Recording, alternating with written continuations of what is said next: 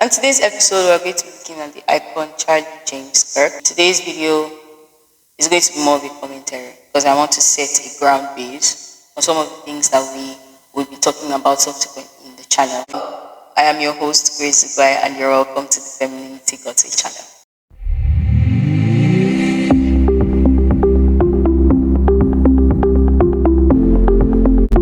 Okay, so our icon for today is Charlie James Kirk. Charlie James Kirk was born on 14th of October 1993 in Chicago. Charlie James Kirk is a political activist, he's a conservative Christian, he is a public speaker, and he is the CEO and founder of, or he was the CEO and founder of the Turning Point USA, which is a community of conservatives who are out to make America great again. And, they are just trying to make where they live a better place. And he's the founder of that because of his love and his passion to see that things are done the right way and to see that America is a great place to live in. He has also been very outspoken about his faith, and he's a Christian.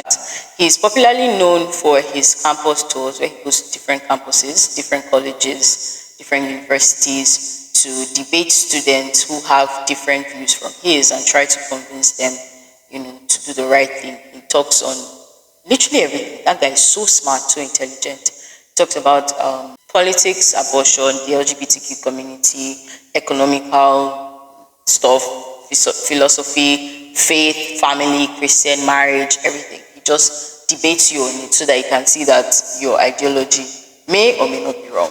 He is married to the beautiful Miss Erica Kirk, and they have been blessed with 2 children.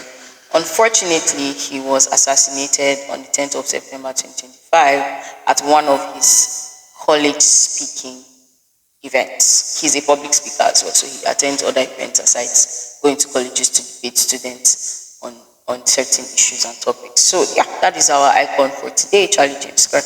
Today's episode is going to be more of a commentary. This is because there are a lot of things that have been projected by Nigerian feminists. And I would like to just put it out there, the Nigerian feminists are one of the set of very angry and sadistic people.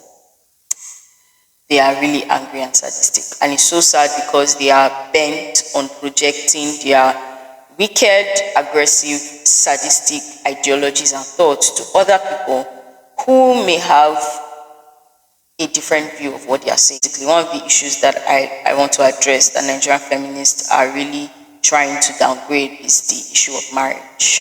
They've downplayed marriage so bad that they make it look like it's not something that you should look forward to. And I don't blame Nigerian feminists, let me just put it out there. I blame the generation before us. They didn't really portray a good example of what marriage should be to the generation coming after.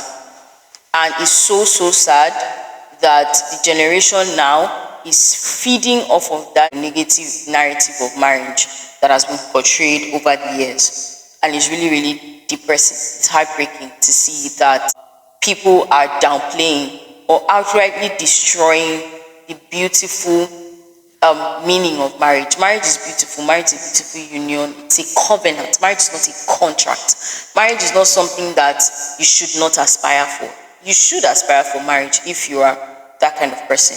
But with the narrative going around now and with the stories and experiences, a lot of people with bad experiences are coming out to tell their stories.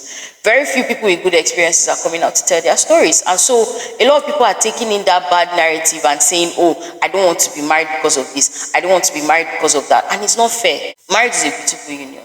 It's a beautiful thing. The other day I was dragged on TikTok by a feminist because I said that you need to put in the work to keep your marriage. And I also spoke about people who have been married for 30, 40, 50 years. And because of they put in the hard work.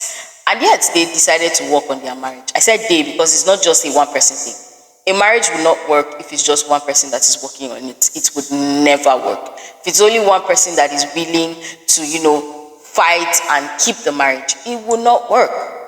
It will not work. So they were making it look as if I was supporting men and saying it is okay to cheat on your spouse. That was not what I said. I didn't say that. I don't support cheating. I believe that any man that cheats on his wife is wicked and is a fool. I believe that I owe it to my generation, to the generation of young women, to say that marriage is a beautiful thing and you should aspire to get married. And in the video she was saying, I'm saying it, I see people that got married to these wicked people did not pray. Maybe they prayed, but they did not hear from God. There's a difference between praying and then hearing from God. You pray and then you wait to hear from God. A lot of them just prayed, and because they had a gut feeling that this was a good thing, they went into it without hearing from God first. And that's why it's so important to have spiritual people around you as friends, to have spiritual mentors, to have spiritual heads, spiritual fathers, spiritual mothers, so that when you intend to go into this venture of marriage, you have people that you can talk to and be like, oh, I want to get married. Oh, this is somebody that is coming from this. Can you pray with me? And I tell you, God will reveal certain things to them that you may not be able to get in your own personal prayer. So it's very, very important. The marriage is a serious, marriage is worth fighting for. Your marriage is worth fighting for. And so we should please stop making it look as if marriage is such a bad thing. It's not bad. Marriage is a beautiful thing. If you are willing to put in the work, if you are willing to keep your home. Because a lot of people feel like marriage is just the wedding, you get married, you have beautiful kids, flaunt your kids on social media. That's not marriage. Marriage is a lot of work. Marriage is a lot of work. The painful thing about some of these feminists is that some of them are happily married. But somehow they don't just want people to enjoy what they are enjoying. Or is it that you are not happily married? Because the one that dragged me is happily married with a child. And I'm sure you are putting in the work to see that your marriage lasts long, except maybe you are not. But I believe you are putting in the work to see that your marriage lasts long. So yes, marriage can last long, marriage can be beautiful as long as it lasts. And the idea that, oh, men are such terrible people, all men are cheats. Please, just because you had one bad experience doesn't mean that everybody should have that bad experience or would have that bad experience. And please stop projecting your bad experience on other people, making them to believe that there are no good men out there. I would always say that God has sons. God has good men out there. God has people that are after his heart. I'm saying God because I believe in Christian marriage. I believe a Christian marriage should last. There's one that is going around now. They were saying a lot of terrible things that should not be condoned in a marriage. And it's not fair. All these our mothers that are going out there to say some very heartbreaking things. You are making young women not to believe that marriage is a good thing. And it is not true. Marriage should be something that young women should be like, oh my God, I really, really want to be married. I want to raise kids. I want to have children. I want to build a home. It is something that we should look forward to. But if you do want to get married, please don't go into marriage with that narrative that marriage is a bad thing. Or marriage is going to suck you dry. Or marriage is going to make you limit yourself. That's not true. And this Nigerian feminist, that's one. That's about marriage. The second one is the fact that you guys are going out there to make it look like men are so... If men are so terrible, why are people getting married? Feminists that are talking. Men are so terrible, men are cheap, men do this, men do... But you are the ones getting married. Why are you getting married if marriage is such a bad thing? If men are so bad, if all men are so bad as people claim them to be, why are you getting married? You hate men so much, but somehow you want to be married. Deep down inside some of these feminists heart, oh, I don't want to be married. Oh, I don't... Some of them really, really want to be married. Some of them want to be in a relationship. So stop making it look as if marriage is such a bad idea. I be men are such bad people. God has sons, a lot of them. In the video where I was dragged on TikTok, I was saying I look like these people that used to say I will marry once, I will marry. How many times do you want me to marry before? Yes, I believe it. I believe that there's a man out there that God has prepared for me. That we would enjoy this union of marriage together. Marriage is far beyond the physical thing that we see. Marriage is covenantal. Marriage is spiritual. But we have removed the spiritual aspect of marriage and make it look like it's okay to just do marriage anyhow you want. And it's not true. And it's so sad that, and I don't blame these feminists, because men say, you people just know how to mess things up sometimes. How can you say it's okay to cheat on your wife? Or even if it's your girlfriend, it's not okay to cheat on your girlfriend. It's not fair. And you guys are giving these feminists what to feed off of. That's 2. 3, the other thing I want to talk about is the stay-at-home mom syndrome. stay-at-home mom is a bad thing syndrome. You know, they've downgraded staying-at-home moms as people that are not smart, not intelligent. They just give, according to feminists, you are giving your life to a man and his children. That's not true. That's so not true. And being a stay-at-home mom is a beautiful thing. When somebody says, oh, I want to be a stay-at-home mom, all the feminists are like, oh my God, you want to sacrifice your life for a man, for a... Are you serious? Stay-at-home moms are one of the most hardworking people. You don't need to be a stay-at-home mom. So the fact that a woman wants to pause her career or take a break from her career and raise her kids, she's talked down on because apparently it's not a good thing. Because men don't do it. Men don't sacrifice it. If the man sacrifices, if the man completely stays off his own career, you too completely stay off your own career, how will you get money? The biblical way is that the man is the provider of the home. And the Bible did say that a man that doesn't provide for his family is worse than an infidel. So it's even worse. So I'm not saying that you shouldn't build your career. In fact, the world has evolved so much that you can work from home now. Like you can actually work. And I feel like every country should imbibe that culture of allowing moms to build their careers by working from home. Unless it's a very necessary thing that you need to be present in a place, I feel like everybody should be allowed to work from home. Because in building a family, everybody should be ready to make sacrifices, both the man and the woman. The man, if your job takes you out away from your family for weeks, try and cut it down.